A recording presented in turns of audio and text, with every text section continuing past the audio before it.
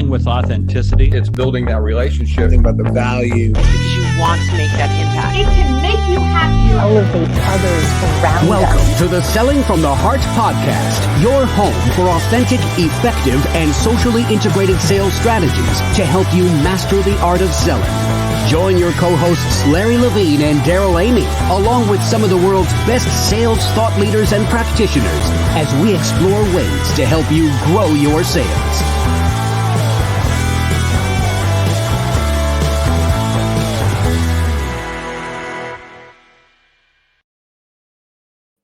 Hello and welcome back to the Selling from the Heart podcast. Your co-host Daryl Amy here today with Larry Levine. What's going on, Larry? I'm so super excited for this podcast, Daryl. I mean, I've been looking forward to this for quite some time. I laid off the caffeine just for this one. Hey, I'll tell you what, today's guest is going to get you fired up, and we're so looking forward to talking to our friend Bill McCormick today of Social Sales Link. We've got a great conversation teed up. And as we get started, if you're new to the Selling from the Heart podcast, welcome. You've joined a growing community of sales professionals that are dedicated to being genuine, being authentic, adding real value. We call it Selling from the Heart. And Larry, this group of authentic sales professionals, dare I say, it's a movement of authenticity in the sales profession right now that continues to build as we round out 2021 and head into this new year. I don't think anything has been first of all, more fun, but also more encouraging seeing this rising movement and tide of authentic sales professionals saying, yes, I want to sell from the heart. It's been, what a blessing it's been. I tell you what, I mean, going back, what is this now? 4.5 years ago, something like that, Daryl, when we decided, right, hey, let's just do this podcast, and to see this unfold and the book unfold. And I remember a near and dear friend of mine, Davin Salvagno, and Davin's been on the podcast. And I remember him a couple years ago saying this. He goes, you guys are doing one of the most difficult things out there, and that's building a movement. But I tell you what, Daryl, we're having a blast doing this. Every single day we're getting messages on the difference that Selling from the Heart's made to the sales world. Absolutely. And this is a community. This is an incredible group of people. And the community gathers every Friday at lunchtime at the Selling from the Heart Insiders group. And if you're interested in finding community of other like-hearted sales professionals, plus rubbing shoulders with some of the coolest thought leaders in the sales profession, we'd love for you to join us. sellingfromtheheart.net/insiders. You can try it free for 30 days and meet other people that are running the same direction and with the same heart as you. It is so much fun. And one of the people that is in the Selling from the Heart Insiders group that's running in the same direction and has the heart of authenticity is the authentic social seller himself. Our guest today, let's welcome to the podcast, Mr. Bill McCormick. Bill, what's going on? Hey guys, thanks so much for having me. This is like a dream come true for me to be here with you guys. Really, it's an honor, and I am honored not only to be a part of this, but also to be a part of the Insiders. It's really changed my life personally and professionally. So thank you for what you're doing. No, this is so good. I've absolutely enjoyed Daryl get to know Bill. I love this guy so much. Just real quick before we get started, and Bill, you know the question that Daryl's going to ask you here in a second, but I'd be remiss if I didn't give a special shout out to a near and dear friend of ours, Bryn Tillman. I meet Bill McCormick because of Bryn Tillman. So Bryn, I love you. You're doing a great job. You and Bill are leading the charge when it comes to social. Yeah, it's so beautiful. Well, Bill, as we get ready to dive into this conversation, which is going to be very interesting and provocative, you know the question that every guest on the Selling from the Heart podcast answers, and that is, Bill, what does it mean to you to sell from the heart? I've given this a lot of thought, and really for me, for centuries, we as humans have had really two meanings for the word heart. There's the physical organ that beats inside of our chest, but what goes deeper, the deeper meaning is really the soul and the spirit of a person, and it's there, and it's in that heart that we hold our virtues and our values, our integrity, our authenticity, our genuineness. That's really who we truly are. And to me, to sell from the heart means to connect with other humans really heart to heart, not to win a client, not to convert a prospect, but to simply serve humanity. And that to me is what it means to sell from the heart. Oh, that is so good. I want to key in on one word that you said, Bill, and it's connect, because connect is near and dear to me. I believe that we connect and we relate to people through the heart. So now I'm going to, as we kick the podcast off, I just want to flip this around for just a moment. And this is just, your opinions, your thoughts on this. I'm just curious, where do you think salespeople today are missing the mark when they start connecting at the heart? Where do you think it goes awry a little bit, according to Bill McCormick? Well, according to Bill McCormick, I think what happens is we stop looking at people as people. We stop looking them as humans, stop looking at them as someone who also has a heart. And we look at them as a number. We look at them as an entry in our CRM. We look at them, and I think this is the big one, especially for many salespeople. We look at them as a dollar value. We put a value on them that they don't even know we've placed on them. And that dollar then creates expectations on our part. And when they don't live up to that expectation, when they don't live up to that dollar amount, we then discount them.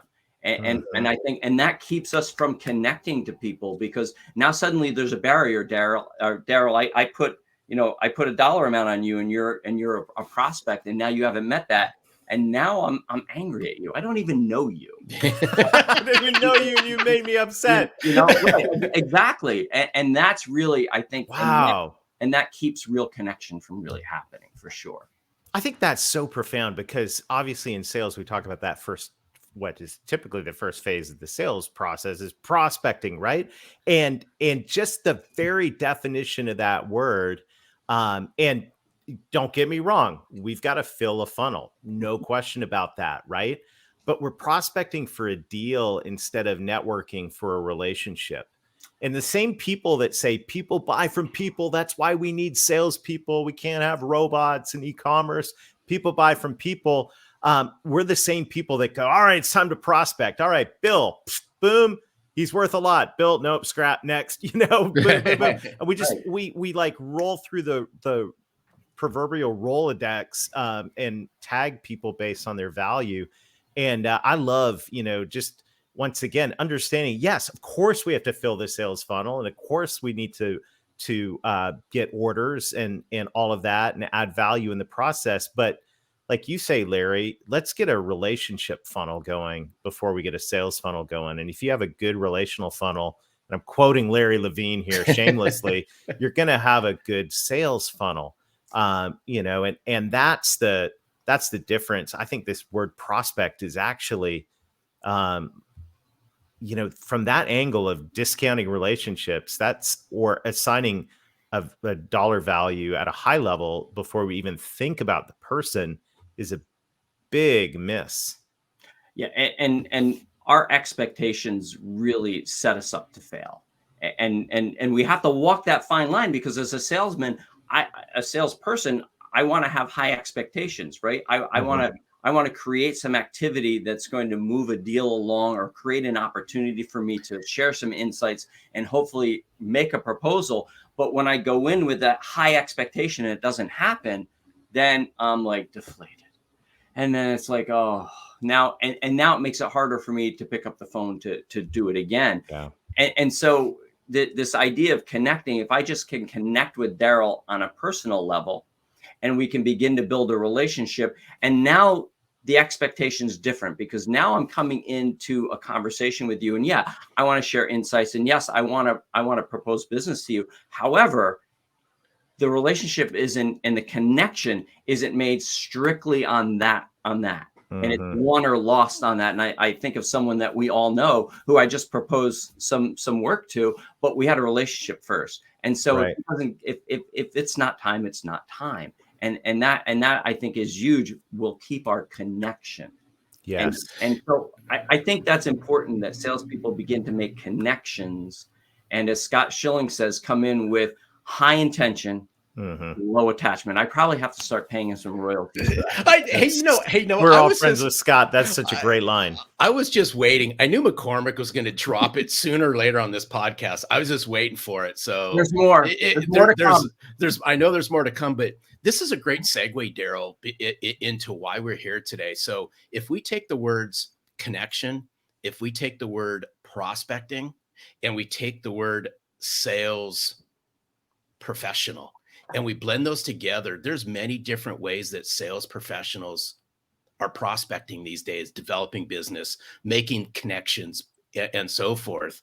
Let's walk through what's near and dear to Bill's heart is how does a salesperson today build connection in a genuine way in a digitally driven, socially connected, and mobily empowered world? How does that happen in a way that lends for true connection, better conversations, and fuller sales funnels?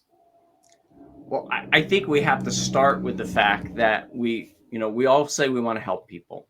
If you talk to anybody, they say that. Well, we have to stop saying it, and we actually have to do it. And part of the thing is we have to put our preconceived notions aside, our cognitive bias aside. So quick story, before I got back into sales, I was a 911 dispatcher, and I did that for 13 years. I loved the job. Well, it was Valentine's Day of 2005, Sunday, very quiet. It was a nice day. We were watching TV. I was working, and suddenly the phones lit up, and I took one of the calls. And there was a shooting in our local mall. Guy came with an AK-47. I had taken shots fired calls before, but I came in with this cognitive bias because they never turned out to be anything. They were fireworks or whatever. And this guy called, I think somebody's shooting a gun in the store. And you can hear it. They've used it in trainings of what not to do and what not to say. Because I say, and you can hear me dripping with sarcasm, my cognitive bias, what makes you think they're shooting a gun? And then I heard it in the background. Pop, pop, pop, pop, pop, pop. And I puckered up and I went, they're on their way. And I picked up the phone really quick. And then the lines lit up. And what the thing is I had this preconceived notion. And even in social, we come with this preconceived notion that it's going to be easy, or that they're going to buy from me, or, and we have to lay that aside, and we have to come with, how can I better serve my prospects, my clients on social? How can I put stuff out there that they find value in that helps them without expecting anything back? And so we have to put aside those preconceived notions. I think that's really where it has to start. That's really good. It's interesting as we were thinking about this conversation, Bill, in some ways, everyone's like, what do we do with LinkedIn? What do we do with LinkedIn? And, just had this epiphany that in fact, we Googled it before this show. So LinkedIn was conceived in Reid Hoffman's living room in 2002. It was launched in the spring of 2003. We're about to be in 2022. So the idea of LinkedIn is about to be 2 decades old. And the launch, 19 years, there'll be fireworks and party and all of that. But it's also this wake-up call to go, okay, people, this isn't new. This isn't remotely new. This has been around a long time. It's part of the fabric of what we do. And I'm just kind of curious if, as you look, and the three of us, as we look forward from where we're sitting right now and on the cusp of 2022, and look at, the next few years and where this is all heading. I'm curious, Bill, what you see as what's going on out there with social in selling, particularly LinkedIn, because that's such a critical platform for us in the B2B space. Yeah, I think where it's going right now in the short term, and I don't think we can say long term, because LinkedIn does everything in short blocks. Right now, they're really cracking down on automation, and because it's ruining the platform. Many people are fleeing the platform because of the fact that they're, and raise your hand if you got a connect and pitch email today, in your inbox on LinkedIn, and people are complaining about that. So they're beginning to watch that. I think for sales leaders, what we have to do is we all have to look and say, where does it fit into the structure of my business development? Where does it fit into my networking and my sales funnel for my team? It's not the be all and end all. I probably just got thrown out of a few LinkedIn groups for saying that. But I'm first a salesperson, and then I'm a social sales trainer and a LinkedIn trainer. But I recognize the fact that it's not the be all and end all.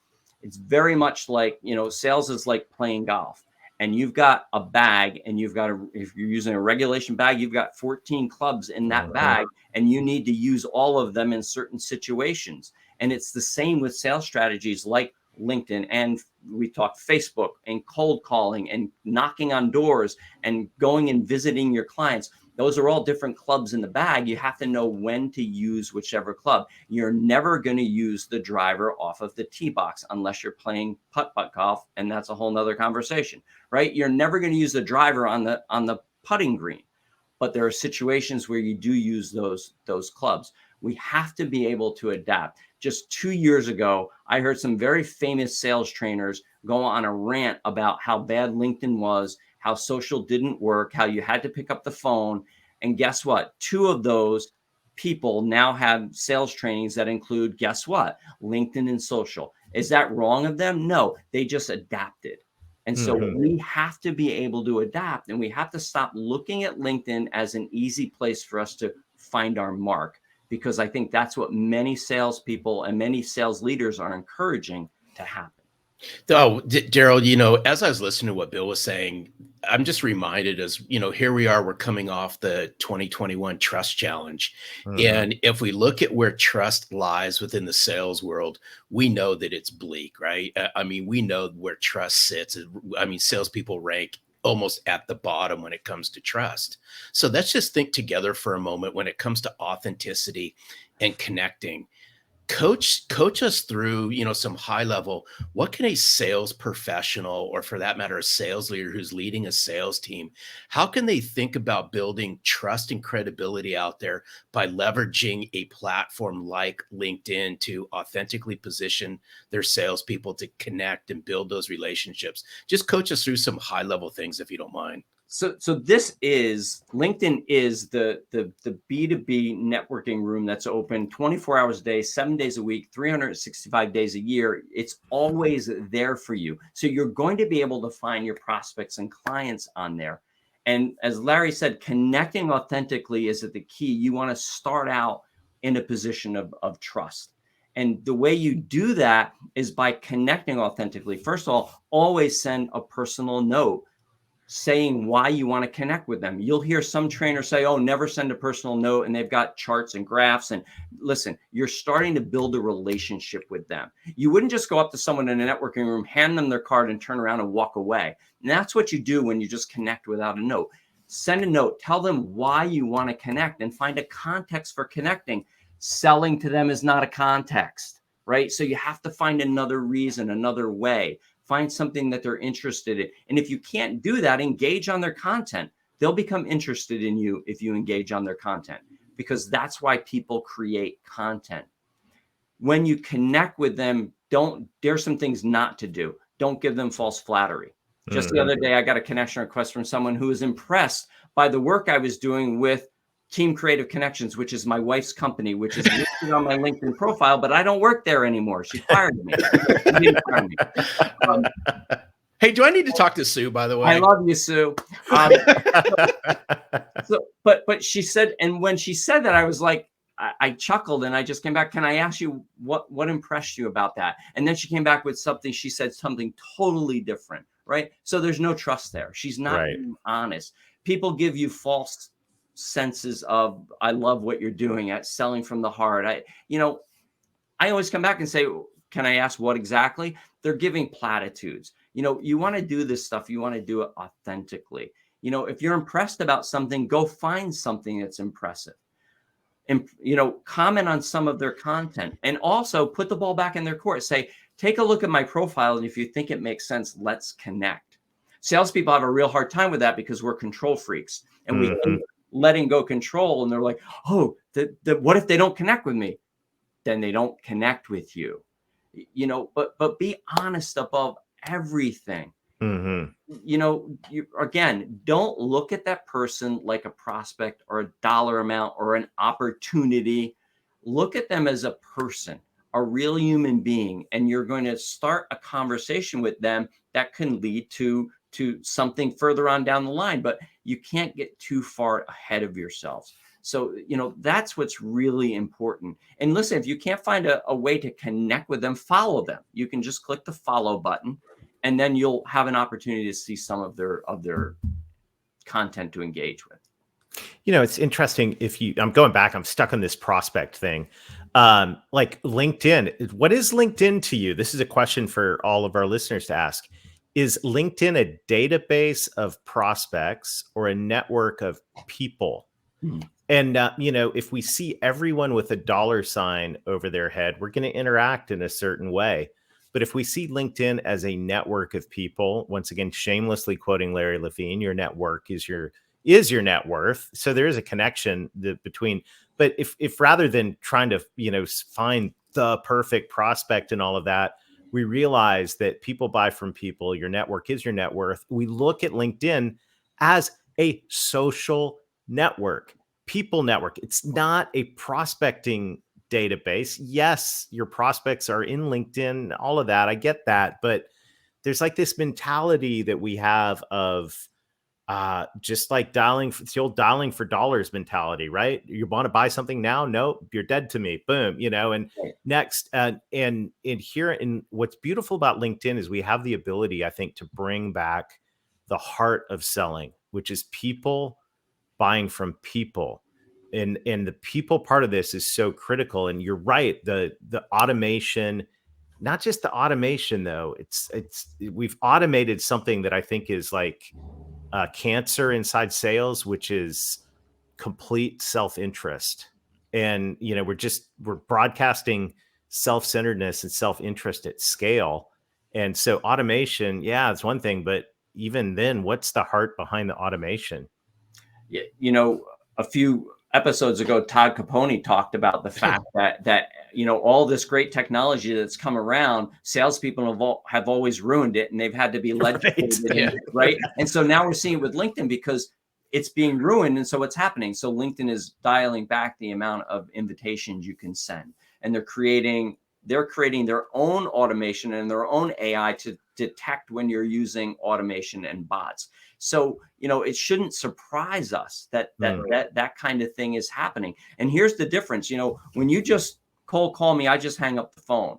When you just send me a spam email, I just delete it. But when you do that on LinkedIn, I see your picture, I see your name, I see your company name. It's really much more personal. And so we have to get away from taking this scorched earth theory and strategy that says, if you don't buy from me, you're dead from me. And when you connect and pitch, which is happening a lot, no matter how big your deal is, I don't care if you sell $1 million software systems, what you do is you relegate your offering to a commodity. Because you're saying, Larry, I'm going to connect with you. And if you buy from me, great. And if you don't, I'm going on to the next one. That's commodity selling and commodity buying. We have to get away from that. And you said it, we have to treat it as a relationship. Bob Berg, the famous quote, all things being equal, people do business with and refer business to people they know, like, and trust.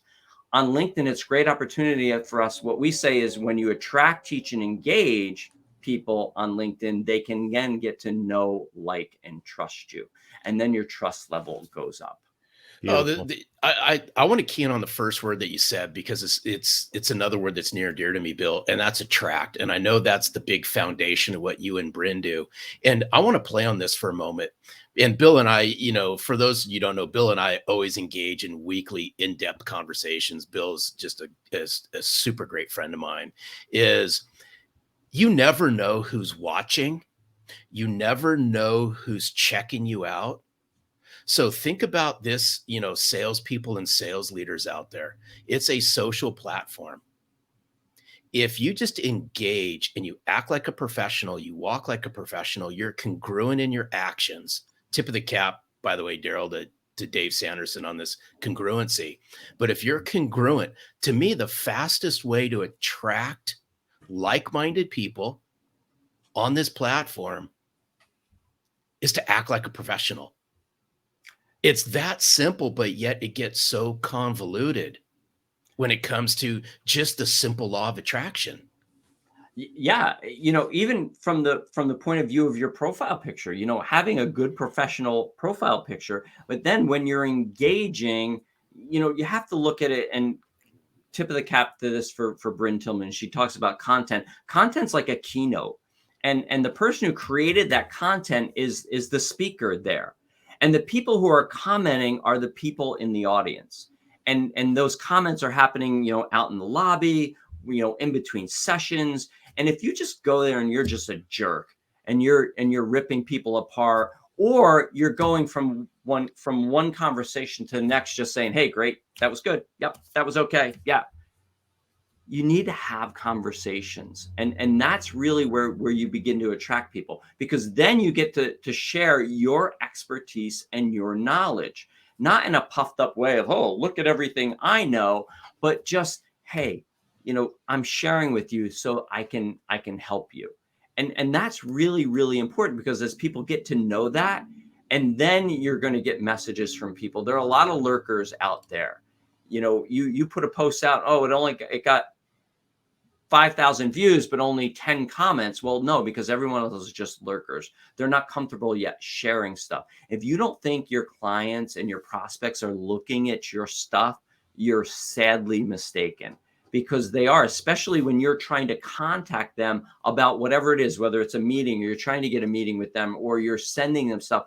They're looking at you. What is it that they're seeing? Corporate Visions a few years ago put a study out. 74% of B2B buyers went with the sales rep that was the first to offer insight and value, not the one that was the lowest price, not the one that said they had the best customer service in the industry. And so for all of you sales professionals out there, how are you showing up with that value? How are you sharing that value and being resourceful? Because that's when people are going to choose you.